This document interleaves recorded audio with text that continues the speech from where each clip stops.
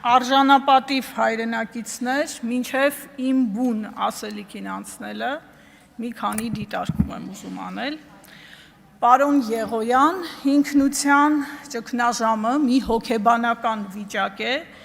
երբ մարդը սկսում է մտորել, թե ինչ արժեքների է դավանում,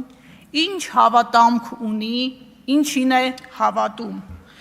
Երբ նա կարծում է, որ նախկին ինքնությունը չի համապատասխանում իր այսօրվա կարգավիճակին ու ապրածին։ Դա մի վիճակ է, երբ մարդը փնտրտուքի մեջ է ու վերանայումների մեջ է։ Օրինակ, կարծում է, որ Արարատը այլևս մերը չէ, ցեղասպանության միջազգային ճանաչումը վտանգավոր է, Սփյուռքը արժեք չէ, իսկ Արցախ բառը արտաբերելը տաբու է, հորդորում եմ սրա շուրջ մտորել։ Երկրորդ, պարոն Ռուբինյան, բարեկրթությունը արժեք է մեզ համար, գովելի էր ձեր առաջարկը, բայց ուզում եմ հարցադրում հնչեցնել, այդ խաղի կանոնը գործում է միայն այս ամբիոնին, թե առհասարակ ու օրինակ ձեր ֆեյսբուքյան սոցիալական հարթակներում։ Այդ խաղի կանոնը, պարոն Ռուբինյան, քննարկել եք ձեր թիմակիցների հետ, արձանագրել եք, որ բոլորդ եք գնում այդ ճանապարհով, թե պարզապես հայտարարում եք հայտարարելու համար։ Երրորդ, հարգելի իշխանական պատգամավորներ, երբ շարունակ հարցադրումներ եք անում 300,000 ադրբեջանցիների բնակեցման վտանգի մասին, ձեզ հորդորում եմ բացել 2022 թվականի դեկտեմբերի 24-ի Ադրբեջանի նախագահ Իլհամ Ալիևի ելույթը, ուշադիր ու դետալային լսել, պարոն Չախոյան, դուք նույնպես։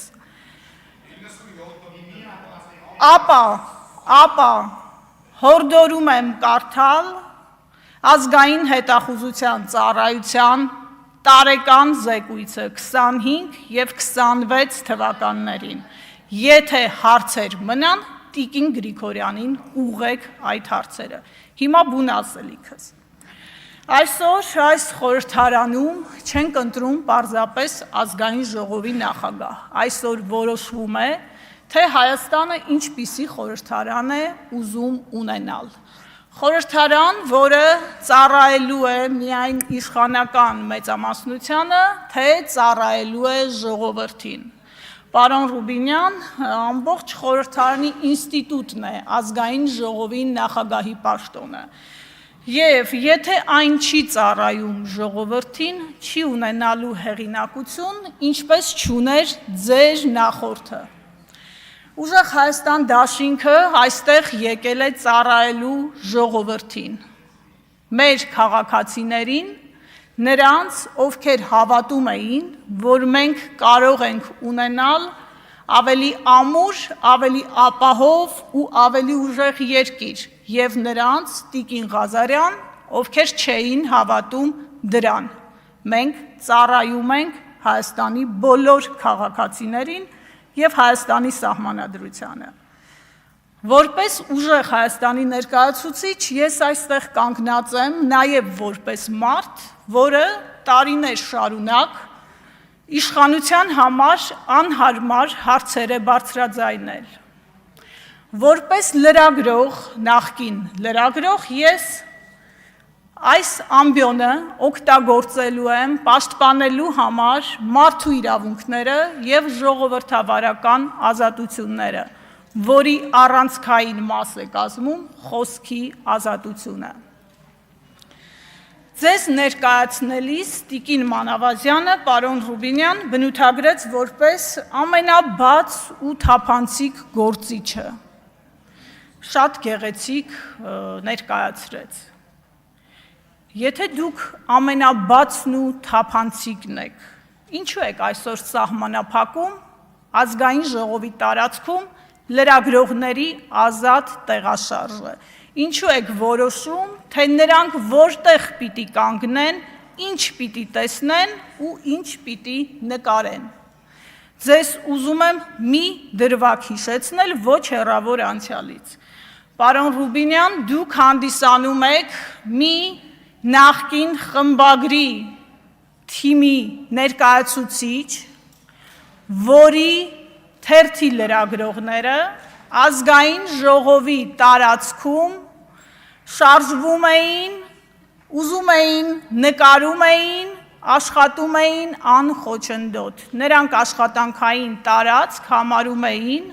նույնիսկ խորհրդարանի ճաշարանը։ Ու երբ նրանց հարցնում էին, թե ինչու եք նկարում ազգային ժողովի ճաշարանում, մեջ բերում եմ, ասում էին պատմության համար։ Հիմա պատմությունից ինչ ունեք թաքցնելու, որ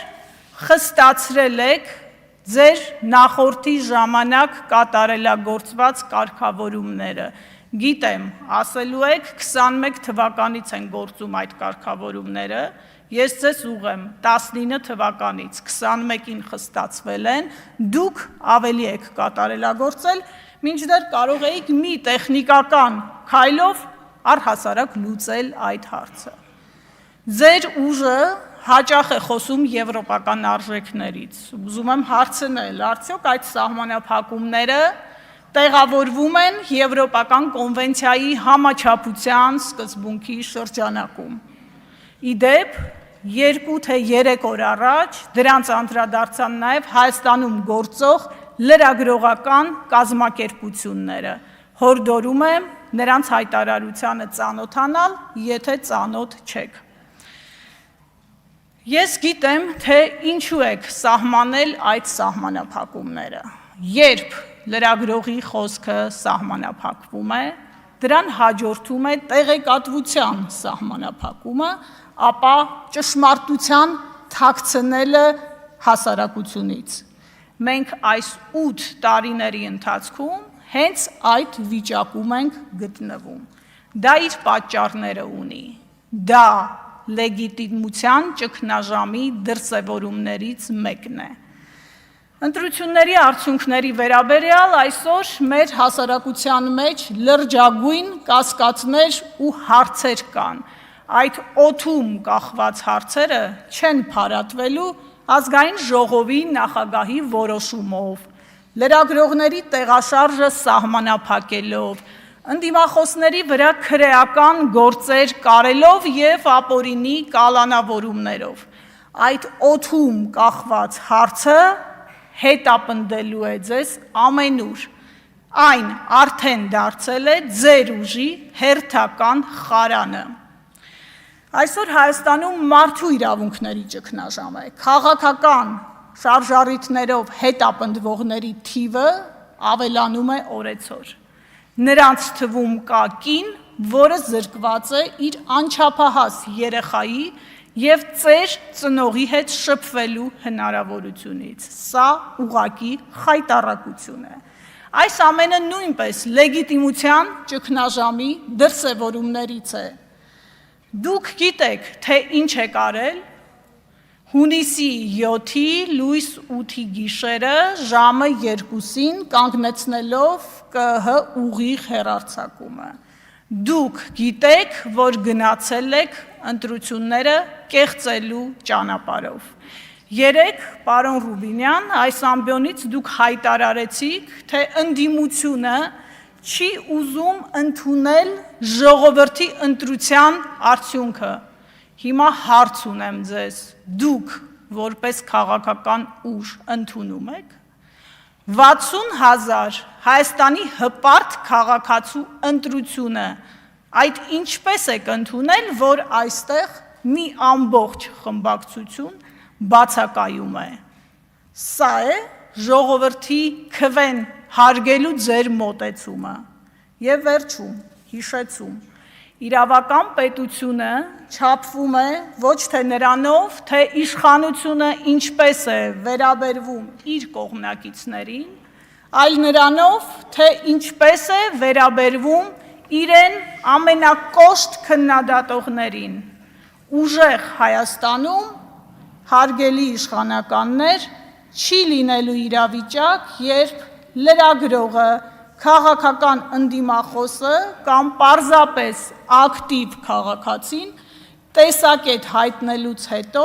մտահոգություն է ունենալու, թե հաջորդը մասկի շոուները կատարվելու են իր բնակարանում։ Շնորհակալություն։ Հարգելի պատգամավորներ, հիմա անցնում ենք խմբակցությունների կողմից ելույթների։ Հայաստան խմբակցության անունից ձայն է խնդրել պատգամավոր տիկին Աննա Գրիգորյանը։